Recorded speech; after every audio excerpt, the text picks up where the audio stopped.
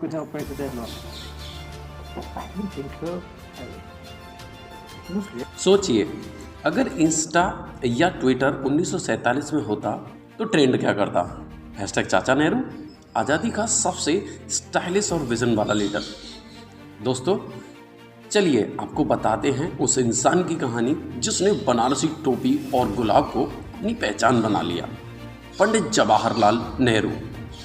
नेहरू जी का जन्म 14 नवंबर 1889 को इलाहाबाद में हुआ। पापा थे बड़े वकील और बचपन से ही आलीशान माहौल। लेकिन जनाब ने विलासता की ज़िंदगी छोड़कर पूरा टर्न ले लिया। देशभक्त मोड़ ऑन कर दिया।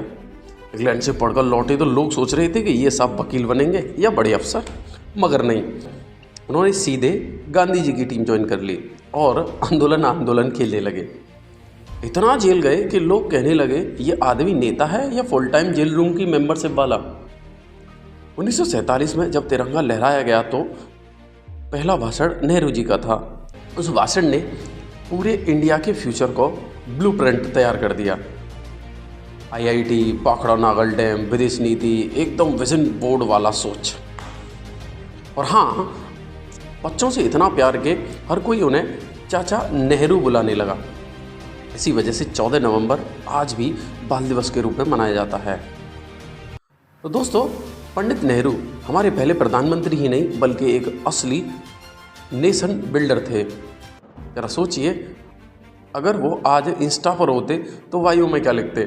शायद Chacha Nehru of India, nation builder, rose lover, DM for vision 2050। अब नेहरू जी के बारे में हम तुम्हें 5 कहानियां बताते हैं। बचपन का तोता। नेहरू जी के बाल्यकाल में उनके घर एक तोता पिंजड़े में था, जिसे नेहरू जी ने आज़ाद कर दिया और कहा सारा देश आज़ाद होना चाहिए। तोता भी चाहता है। यह कहानी उनके आज़ादी के प्रति प्रेम को दर्शाती है, क्योंकि आत्मनिर्भरता को दर्शाती है। हैरो स्कूल में पढ़ते समय नेहरू जी खुद अपने जूतों पर पॉलिश करते थे। जब उनके पिता ने कहा नौकरों से करवा लो ना, तो उन्होंने कहा कि जो काम मैं खुद कर सकता हूँ उसे नौकरों से क्यों कराऊँ। यह उनके आत्मनिर्भर स्वभाव का परिचायक है। शिष्टाचार और नसीहत। लखनऊ की सेंट्रल जेल में खाने के दौरान नेहरू जी ने शिष्टाचार सिखाया कि जब सामान कोई दूर हो तो पास वाले से विनम्रता से मांगना चाहिए, वहाँ हाथ बढ़ाकर नहीं ले लेना चाहिए। विनोद प्रिय नेहरू। एक बच्चे ने उनसे ऑटोग्राफ मांगते हुए कहा कि तारीख क्यों नहीं लिखी। नेहरू जी ने उसे उर्दू में तारीख लिखकर हंसते हुए कहा, तुमने अंग्रेजी में साइन करने को कहा था, और तो अंग्रेजी में साइन किया, तारीख उर्दू में लिख दी। वृद्ध महिला का गुस्सा। कुंभ के मेले में एक वृद्ध महिला ने नेहरू जी को जोर जोर से डांटा, लेकिन नेहरू जी ने विनम्रता से उनकी बात सुनी और कहा कि असली आज़ादी यही है कि हर कोई अपनी बात बेझिझक रख दे। उन्होंने महिला की परेशानी का समाधान भी करवाया। ये कहानियाँ नेहरू जी के व्यक्तित्व को विभिन्न प्रकार से प्रेरक विशेषताएं दर्शाती हैं।